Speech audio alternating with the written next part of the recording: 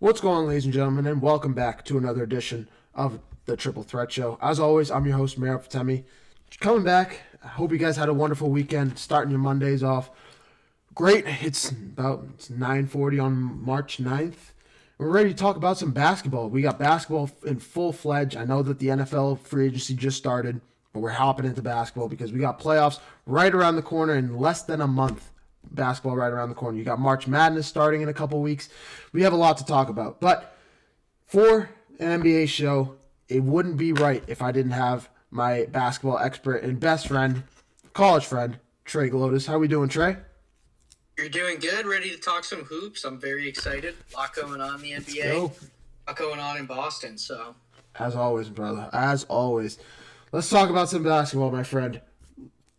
And where else can we start? Where else could we start than Jason Tatum? Who else could we bring up than Jason Tatum returning on Friday night against the Dallas Mavericks? Goes off for 27 minutes. We were sitting here talking that Jason Tatum was going to be on a minute restriction. He might have a tough time coming back on the court.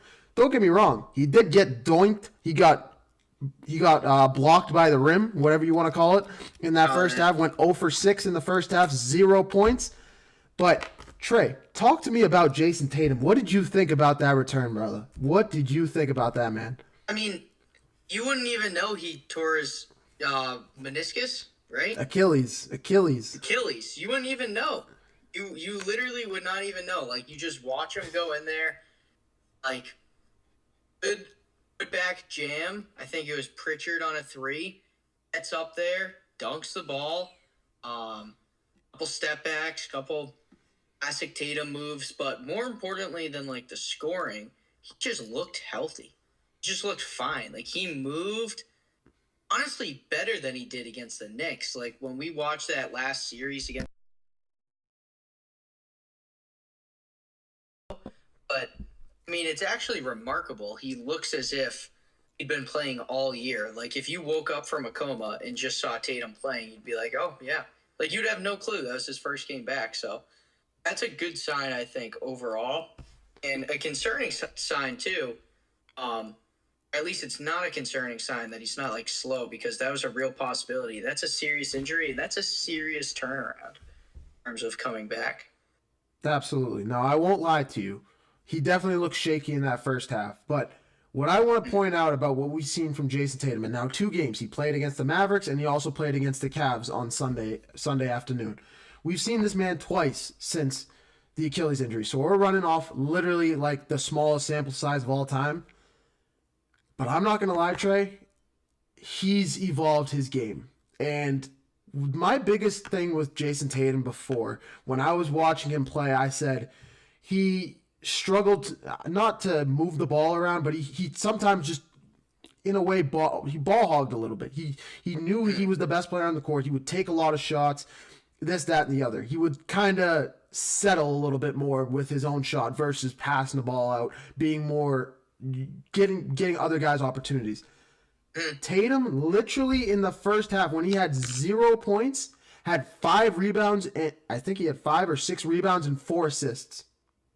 And if you watch the game, I know the numbers don't show it. If you watch the game, the second his shot wasn't working, he was passing it to Peyton Pritchard, to Derek White, to Jaylen Brown, he got his guys open and was settling on open shots, was driving towards the net.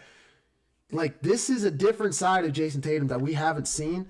And if this continues, I'm not going to lie. At some point or another, we have to have the conversation of Jason Tatum is like a top 5. If he's probably already a top 5 player in the league, some people might say that's a hot take.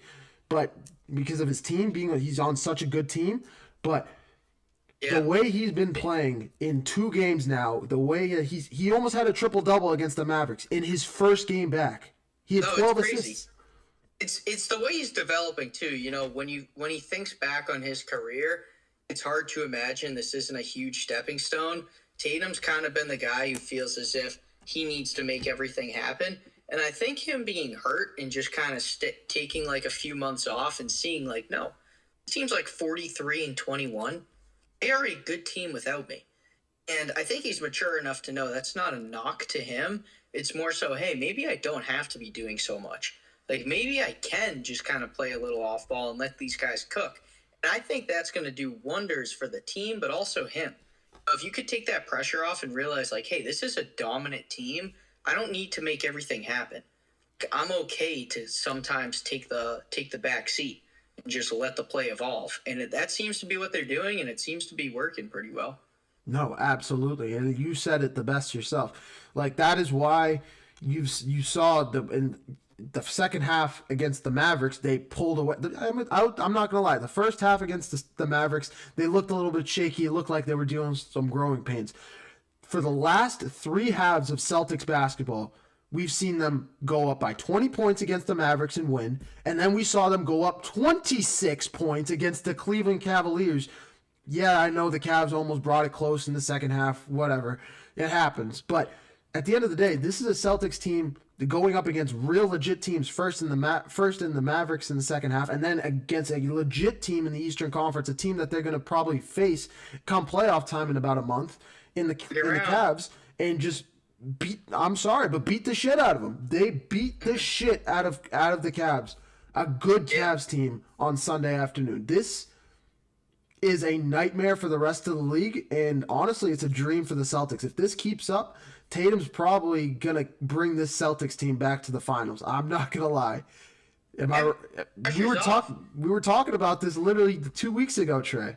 Yeah, the pressure is quite literally off. Like last year, the expectations are too high, and the Celtics, at their core, are a underdog team, an underdog city. Like, we're not New York. We're not LA. We thrive when people are counting us out. People are saying we should tank this year. And now they arguably look better than we did last year up until this point, which is crazy to think about. But it's like Tatum comes back. No one really is, like, putting high expectations on us. So, like, oh, the Celtics better win the championship this year. That underdog mentality across all sports does wonders. No, absolutely. And this is a team that's now 43-21, sitting in second place in the Eastern Conference. And you brought it up. This team is looking so good right now. Before Jason Tatum came back, they were 41-21, and they just continue to play great basketball. Now, I won't lie. Them losing Nikola Vucevic, I was worried was going to be a little bit of a problem. But the way that Neemias Queta has picked up the slack and continued to grow and develop as a player, I mean, at some point or another, Brad Stevens deserves his flowers with what he did to with this roster. Luka Garza, I mean, Baylor Shireman, Vooch, Neemias Queta. I'll throw it to you right now. Talk to me about Brad Stevens right now, man. I know you're itching to talk about him. Yeah, I love Brad Stevens, but I always thought there was something off when he was a coach. He's like a very smart guy, very intelligent. He like overachieved with the Isaiah Thomas team in those years, but like once he got enough pieces, I don't think he's a great manager of personalities. I think he's a great mind. And now that he's become a GM, I think it took someone who's already incredibly talented and just put him in what he was always meant to do, which is just game plan. And you know what else? It works beautifully because he coached. People forget this. He coached Tatum. And he coached Brown, and he knows how they play, and he knows exactly what to put around them, whether that's rental pieces like Drew Holiday or like bringing in a guy like Vucevic or drafting these other assets, giving Pritchard more opportunities. Derek White was huge. He like makes all the right choices, and he is a very good GM. I mean, you see what's going on in Thunder. It's hard to compete with like Oklahoma City.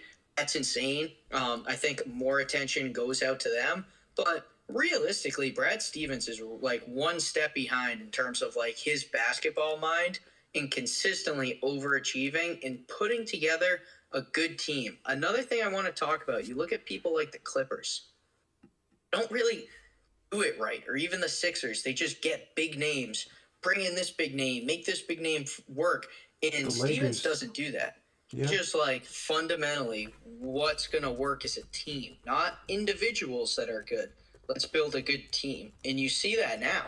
And even Detroit did a similar kind of little approach. And, you know, they're number one, we're number two. But that kind of formula seems to work better than oh, just bring in the superstars and let them cook. Doesn't seem to pan out well for those teams. Yeah, you brought honestly, I want to touch on what you just said a little bit because there was I can't find. I tried to look it up really quick. There was a graphic that came out. Like somebody made a graphic like a couple weeks ago. I saw it between what the Lakers have done over the last 10 years and what the Celtics have done over the last 10 years, and it's literally night and day. The Lakers going out there. You brought up the Clippers. I'm going to bring up the Lakers going out there and trying to get big names. Anthony Davis. You can even bring up Rajon Rondo when they won the title. Getting Luka Doncic, going after big name guys versus guys like what the Celtics have. Literally, Kenny Atkinson, getting Drew Holiday, getting Derek White, getting even Nikola Vucevic. Literally, Kenny Atkinson. Where I was going with that. The Cavs head coach literally called Derek White a top 5 player in the NBA right now. Top 5 in terms of how useful he is on the court. That is how much Brad Stevens has done ever since he became a GM. He's completely turned I would dare say the entire NBA around, because look at what the Spurs are doing now. Look at what the Thunder are doing now. Look at what the Timberwolves are doing. Everyone is going after those small names that are so useful, so quintessential. Yeah. They don't show up in the stat sheet, but what they mean to their team, the small things that they do, the hustle. When you bring a team together like that versus what the Sixers do, what the Lakers do, just buying and selling big name players, trying to tank to get the next big name guy versus actually developing players, there's a difference, and it takes a good GM like Brad Stevens to do so. The glue guys, they call them. These are guys. Definitely some glue guys, and they take the Tatums and the Browns. They make a nice formula for a winning basketball team. No doubt about it. Absolutely no doubt about it. But we talk about the Celtics. Let's look around the rest of the Eastern Conference, because Tatum comes back. You win 2 in a row. In the midst of all of that, with what the Celtics are doing, you have, I'm going to bring up, there's 2 teams out there that I want to, or probably 3 teams that I want to bring up. I'm going to start with the worst of them, the team that's been flying under the radar, the team that you saw play live, Trey. You went to that game, was it last week? Or I think it was last week, when the Celtics got straight belt to ass against the Hornets, when they lost by 20 points, when they got con-canuked, I like to call it, with what the Hornets did to them. They dismantled the Celtics. And honestly, funny enough, it was the last game before Jason Tatum came back on the court. I mean, it couldn't have come at a better time, getting the offense exposed like that. Talk to me about what it was like sitting in that building and what you saw from Con-Canipple and that Hornets team. You were spot on. It was belt to ass. It was belt to ass. It was just a team where the Celtics, I think they kind of underestimated what they were getting into. It's like, all right, there's some buzz about these guys. Sure, they've been hot lately, but let's see what it is. And it wasn't like a good start to the game. You know, you watch the Hornets, it's like, oh, they got off to a good start. We'll get it back, though. And it's like, no, they've stayed hot. And then the second quarter starts, and it's like, they've stayed really fucking hot. And then as the game's gone along, they've just gotten more and more hot. And it's like the microwave effect, where that water started boiling and boiling more. And, like, you get to the fourth, and you're like, well, the Celtics will turn it on eventually. Oh, they were good on defense. They were good on offense. They were good, moving the ball. They didn't miss a shot. It's like you chalk it up to luck when they make a bunch in the first half. That was not luck.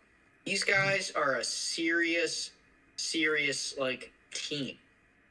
They're finally finding that flow state. It's been a lot of years of like, hey, they got some talent. Everyone knows LaMelo. Everyone knows they got, Miles Bridges and just some guys. They got some guys, but they're finally like forming into a team.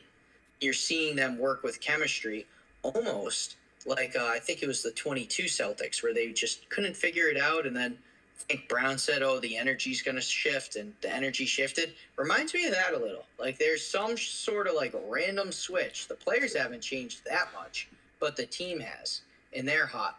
They're a serious problem. I do not want to play them in the first round. I don't think anybody does in the top parts of the Eastern Conference right now. Between those top 3 seeds, nobody wants to face this Hornets team. I think I mean, you're spot on. I think they're still a little bit young. I kind of think of them like the Pistons of 2 years or of last year. And even if you want to go farther back than that, think about like the Rockets when Ime Udoka first got there with no KD. You still had Şengün that was still developing. You had a really young team that was still sitting around this 500 mark. Right now, the Hornets are sitting at 32 and 33. Nothing too crazy. There's still a little bit inconsistency. They still have some holes defensively, but offensively, when they get hot, you don't want to face that team. I promise you, you don't want to face Con Knipple and LaMelo Ball. You don't want to face Brandon Miller and Mason Diabate, or not Mason, Moises Diabate, and the rest of that team. It's just they have an absolute squad. They're really young and they're going to be good for a while. That's just the first of 3 teams I want to cover. From there, let's talk about the number 1 seed in this Eastern Conference because, like I said, in the midst of all whatever the Celtics are doing, they bring Tatum back. They're sitting at 2nd in the Eastern Conference. Nobody expected that without Tatum. There's a team in the Detroit Pistons that's losing 4 games in a row, and their coach wants to come on the air and go, or in a press conference and say, "Oh, I'm not worried about the Celtics. I'm not worried about them." Yeah, you might be 1-3. You might want to worry a little bit when you're on a 4-game losing streak, losing to the Brooklyn Nets, going down by 20 points to the Miami Heat. I mean, yeah, the Pistons are still a good team, but do the Pistons have a Celtic problem, Trey? I mean, this team, yeah, they're really good offensively, defensively, and they're missing some key pieces like Asher Thompson. But if you're the Pistons, you got to worry about the Celtics at some point or another. Or at some point, you could even sit there as a coach and just say, yeah, the Celtics are a good team. Just acknowledge they're a good team. Don't say, we don't care about them. We're not looking at them as a problem. Mm-hmm. Yeah. Pistons are a serious problem for the Celtics. The Celtics are a serious problem for the Pistons.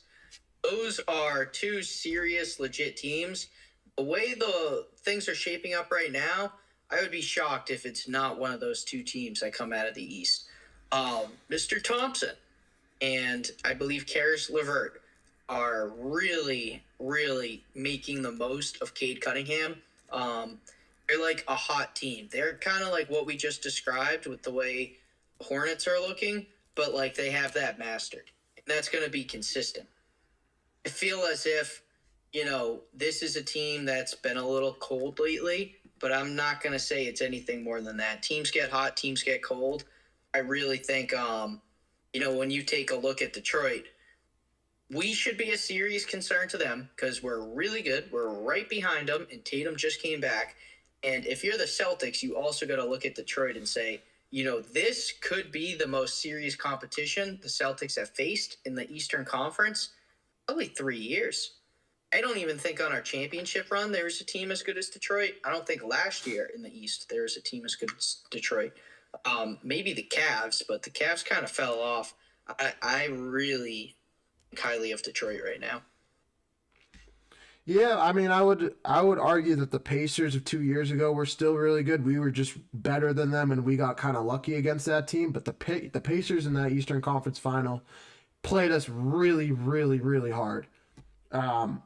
Yes, this Pistons team is really good. I would just say defensively they're good, but I think offensively we're watching them get exposed right now. Outside of Jalen Duren and Cade Cunningham, you're not getting a whole lot of offensive production. You get Isaiah Stewart going out there for 14 points, and after that, this team is going out there bringing out 15 guys a night to play basketball. I'm not saying not having a deep roster is a bad thing. It's a good thing.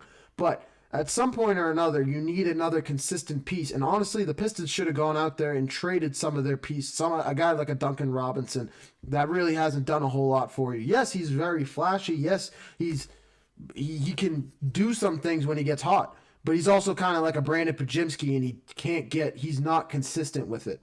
Tobias Harris hasn't done a whole lot for you. Marcus Sasser, he's still rookie. You want him to do some things. I just still think you got to give him some time to grow. This team just needs more offensive pieces around Cade Cunningham to become a real team. They're good defensively, but offensively, you need to score points in basketball to win games. Defense is nice. Defense is a great thing. You'll beat the Hornets. You'll beat the Heat. You'll get out of the first round, maybe even the second round. But I don't think you're going to make it to a finals, or at least win some of these games that the Pistons are going to have to go out there and win if they're going to want to hold on to this number one seed in the Eastern Conference. I agree. When you look at matchups, Cade Cunningham is a complete dog, and the guys I mentioned, a lot of glue guys on that team. But when you need a bucket, Tatum's not on, you got Brown. When Brown's not on, you got Tatum. You when got Derek neither White. are hot, you got White. When none of them are hot, Joe Mazzulla brings out the bench. He goes with Baylor Shireman, who will get hot. You got Sam Hauser, who can do some things. You have literally pieces that you can do things with. The Pistons don't really have I think when the going gets tough, Celtics have more to fall back on when they need a bucket than the Pistons would. If Cade's cold, they're not winning that playoff game. Yep. Exactly. And that's the biggest thing. Like, if Tatum's cold, yeah, you can make an argument that they might not win the game, but you also have guys like Derek White that can go off for 20 whenever he wants. You have a bunch of guys around the team that can rally and that can give at least a superstar some time where he can find a shot. That's all that you really need to do in the NBA. And that's the beauty of having a deep roster. That's the beauty of having a good GM. And that's the difference between the Pistons and the Celtics right now. I think the Celtics are going to go out there and get this number one seed. If you had told me this 2 weeks ago, 3 weeks ago, I would have called you crazy. But for the Pistons to go out there and lose some of the games that they've lost, it's worrisome if you're a Pistons fan, with especially a red-hot Celtics team that's going for the number one seed right now. They're coming for it right now. They are coming for it. So we'll see how it goes. Outside of that, the last team I kind of wanted to bring up really quick are the New York Knicks. They're a team that's they're still in the conversation. A lot of people still have them coming out of the Eastern Conference. Yeah, they have a bunch of big-name guys. Talking about big-name guys, you brought up the Clippers. The Knicks have to be in that conversation as well at some point. You pay Mikal Bridges a contract that he shows he doesn't deserve, honestly, at this point. OG Anunoby, they've just been throwing numbers. They've been throwing money around, trying to get guys to stay, trying to build a Villanova squad. It hasn't worked whatsoever throughout this entire playoff run, entire the last couple of years. I think this Knicks team is still really inconsistent. Yeah, they go out there and beat the Nuggets by 40 points on Friday, but then they turn around and lose to the Lakers, by 20. So when you have that sort of inconsistency, I can't trust you as a team that can go out there in the playoffs and get it done like that. I just can't do it. I feel like if Knicks were ever going to have a year, it would have been last year. Even momentum, right now the Celtics are peaking. Right now, Celtics have yet to play their best stretch of basketball. If you're the Knicks and you're just kind of praying that, Mikal Bridges finally is worth 5 first-round picks, and then, I don't know, Cat's a very good player, but are they gelling better than last year? Oddly enough, it's like they've regressed. Mm-hmm. It seems as if the team's regressed, and that doesn't make sense. And it's, we're approaching April. We're a month out from, playoff basketball really becoming a serious thing. And it's hard to imagine this team that's kind of just been underachieving their expectations suddenly gets a big second wind. And if I'm a Knicks fan, I'm very concerned, not even at what's going on around me, but just what's going on internally. In terms of sure, you beat a team by 40 points. They have that. They're capable of that. The problem is they are capable of it and they're not consistently delivering. That's a serious problem because you just don't turn it on in the playoffs. You got to be on all the time. It's you can't just turn it on. And Absolutely. They got serious problems. No, absolutely. And you brought up Karl Anthony Towns. No, actually, before I get to Cat, you brought up something that was really important. You said they regressed from last year to this year. I was literally on the air when this happened. I remember I was with my old podcast company at GSMT. Shout out Tate and Jeremy Lapidus, all the rest of the boys that are on this channel came from over there. We were all live talking Tom Thibodeau got fired by the New York Knicks as their head coach. Bad call. And we sat there and said, this team just went out and won 50 games in an NBA season and fired their head coach. And they made it to an Eastern Conference Finals for the first time in years. Like, I'm talking more than 25 years. And they go out there and fire their head coach. There is nothing more demoralizing than to have to be not only in that situation, but for your coach, for Leon Rose, for the entire NBA community to see that happen. I think this team, honestly, with they hired Mike Brown, the Sacramento Kings head coach, and yeah, he did some things with the Kings. He almost brought them past the Warriors that ended up winning the 2022 finals. But this team that they had, I think they would be doing much better. And the one thing that they're missing is defense. They tried to bring in Mike Brown for offense. Well, you lost everything that you stood for defensively. What's the point of bringing a coach like that? Especially now you see them, they score 140 one night, they score 97 the next night. They score 103 one night, then they score 89 the next night. Like, you cannot have that sort of disparity, especially you're supposed to be called an offensive head coach. Yeah, teams have bad nights, but not on that type of scale. At some point or another, it has to be said, and that's probably going to be a conversation for another day with this Knicks team, especially if they continue to struggle the way that they have. I don't know, man. I don't know. But other than that, the last thing I wanted to touch on, Trey, when we're talking about this Celtics team, we have to talk about their schedule coming up. And I don't know if you've seen it. Do you know who we're facing tomorrow? Trey? What's your thoughts on tomorrow's game? Spurs? Big Wemby? The Spurs have won 15 of their last 16 games. They're number 2 in the Western Conference, and I'm not going to lie, if you didn't know, the Western Conference is significantly better than the Eastern Conference. The Thunder, the Spurs, the Timberwolves, the Rockets, the Lakers, the Nuggets. That's just rattling 6 teams right there with superstar, arguably top 5 level players on their teams. Some of them multiple top 5 level players. This is probably one of the hardest stretches you're going to see from the Celtics schedule. They got to face the Thunder on Thursday. Then they get the Suns, the Warriors coming up, the Thunder again, the Timberwolves. That's just the Western Conference. They also have the Hawks, who are red hot, the Hornets later in the month. This is one of the hardest stretches of a schedule I've seen in a long time. Not only just for the Celtics, just in general. Are you worried about the Celtics team? Is it going to really test them as to how good of a team they really are, especially with the postseason right around the corner? It is going to test them, and it's going to be good. It's going to be, they're going to be battle wounded. You don't want to roll into the playoff and the Brooklyn Nets, and then the Wizards, and then the Brooklyn Nets again, and then, some scrubs of the league. You're not battle tested. They're going to be clawing and fighting every night against some elite teams, and that should make them better. That should force them to, kind of tap into that playoff ball before that playoff ball comes around. Similar to what I was saying with the Knicks, it's hard to turn it on. Well, you want to make sure it's on. And what better way to get on than this tough stretch of games coming up? It's going to be a serious test to see, all right, are we as good as we think we are? Is this team going to be able to hold up? And I'm concerned for the Celtics defensively.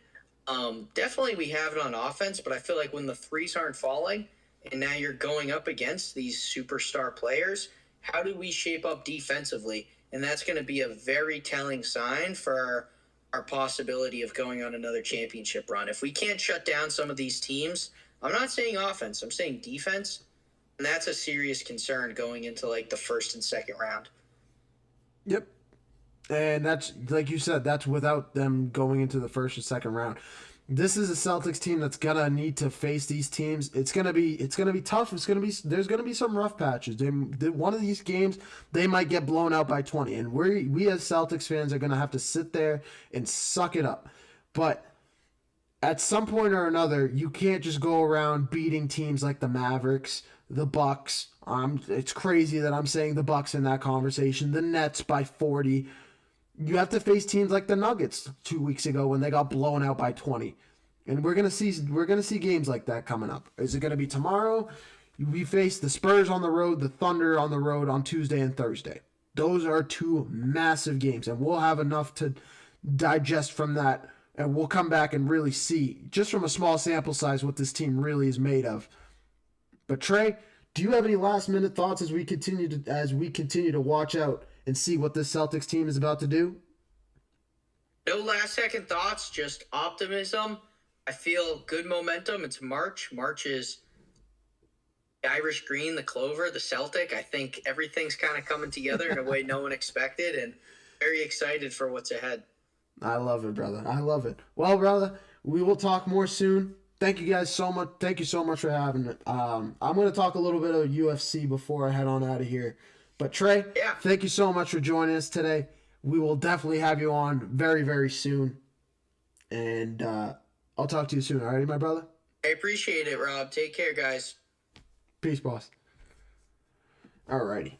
Like I said, that was just some NBA talk that we had. Thank you, Trey, for joining us for that talk, because, I mean, there's a lot to talk about with the NBA. We can sit here and talk forever. I mean, literally the playoffs are a month away, and we didn't even talk about the Western Conference. That was literally just talking about the East, talking about the Celtics, and really breaking down what is going on with this team. We didn't even get into the West. We'll probably get into that later this week as we continue to go down and get closer to the playoffs. But like I said, we went through the NBA. I wanted to touch on some UFC. If you guys didn't check out the video that I posted yesterday morning, check that out, because we saw a crazy fight between Charles Oliveira and Max Holloway. I broke that all down. Charles Oliveira absolutely dismantling Max Holloway. It shows why, just really quick, it shows why grapplers will always destroy literally a striker-focused guy. The only situation that we've seen that not happen in was Alex Pereira. And even Alex Pereira got destroyed by Magomed Ankalaev the first time. Yeah, Pereira was hurt, blah, blah, blah. And Pereira beat him the second time. That definitely helps. But like I said, when you're a grappler and can take a guy down that is mainly just a striker, yeah, at some point or another, you're going to see that you just can't compete. You can't continue when you're in that sort of situation. The grappler just puts you on the ground. You can't get up, and he pins you there. You become very one-dimensional when you're a striker-focused guy. That's all I want to say about Charles Oliveira. That is not even why I came on here. I came on because of the two rumors. There's two things that came out, well, really three, that came out in the last 24 to 36 hours about the UFC White House card. And I touched on that as well. If you didn't check that out, I would say check that out before watching the rest of this. First and foremost, it ties into how underwhelming the card came out to be. The fact that Islam Makhachev pulled out of this fight. Now, Dana White has already said that that's not true. Ariel Helwani has said that is true. I'm going to bring you guys on here, over here with me, Tech Talk. At some point or another, we have to have the conversation with Islam Makhachev, because it seems like this is now twice now that he's done this with Ilia Topuria. Ilia Topuria called him out when he beat Max Holloway the second time, after he had already knocked out Volk, after he'd already knocked out Charles Oliveira, and then goes out and beats Holloway. He calls out Makhachev. Makhachev runs over to welterweight, wins the welterweight championship. Okay, you want the double championship? No problem at all. We get it. But now Ilya's saying, he apparently challenged him to fight with the welterweight at 175 or 165, excuse me. Am I making that up? No. And challenged him at welterweight and said, all right, let's just do 175. Is it 175 or I think it's 170. I apologize. 170. Challenged him at 170 for the welterweight belt at the White House card. It was supposed to be the main event. Apparently, Islam Makhachev goes out and pulls out at the last second. Like I said, Dana White has said that that's not true. Ariel Helwani, who I trust more, has said that is true according to his reports and sources. It's a crazy thing to say. And if that is the truth, that Islam Makhachev went out and pulled out of a main event at the White House, I'm not trying to get into the politics side of it.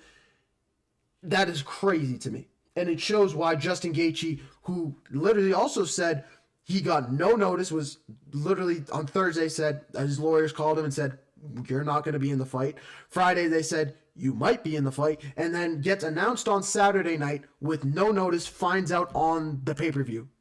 Finds out when it goes live on broadcast for the other 100 million people to see in the world. That's crazy. That is downright insane, crazy to even think about that is even true. And it makes Islam look really bad. It makes him look like a chicken. I'm sorry, but it does. I know how good Islam Makhachev is.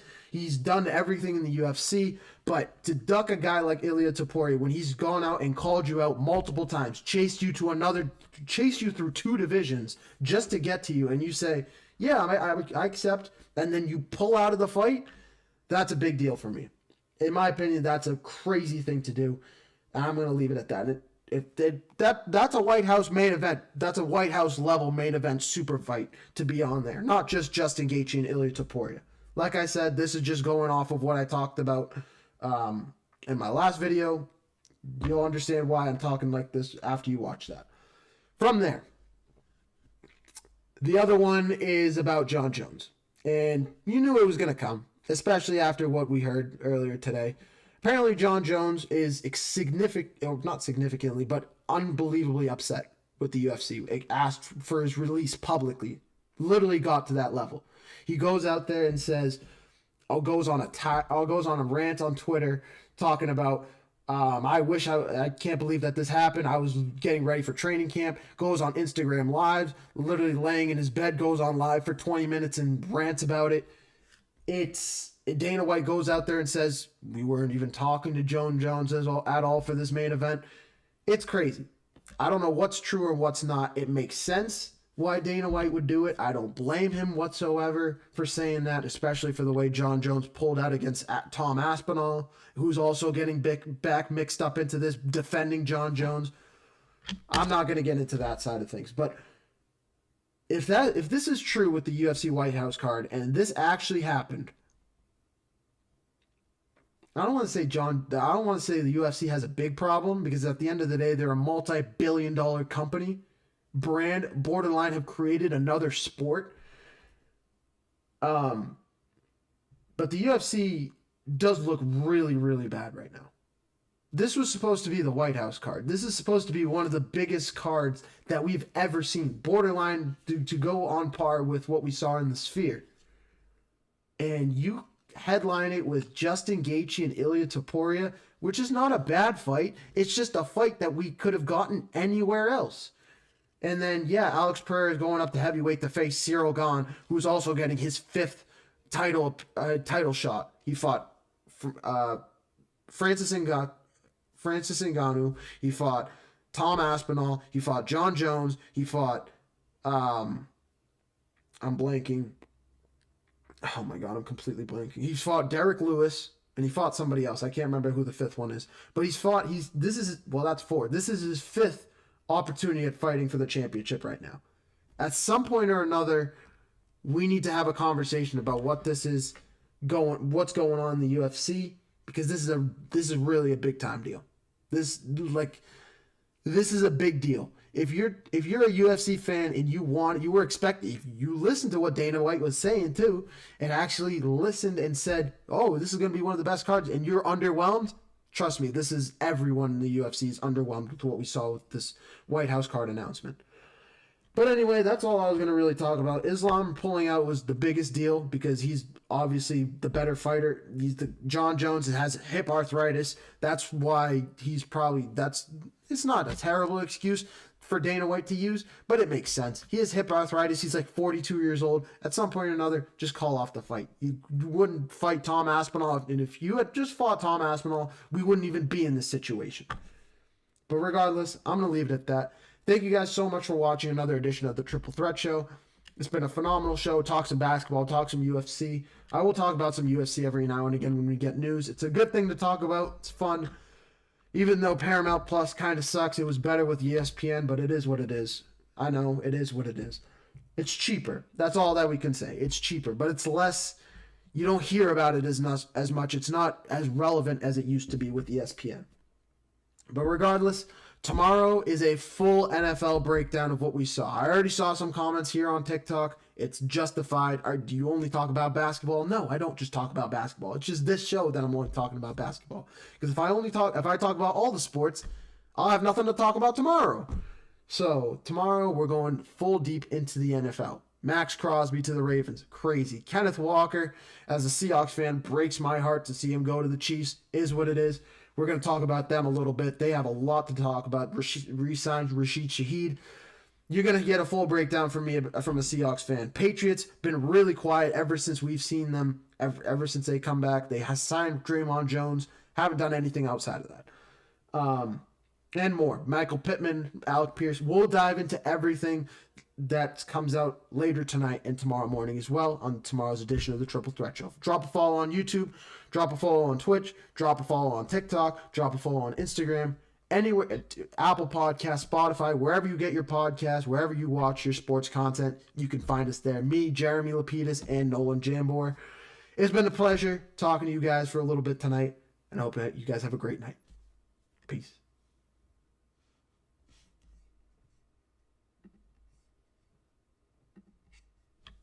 Ooh.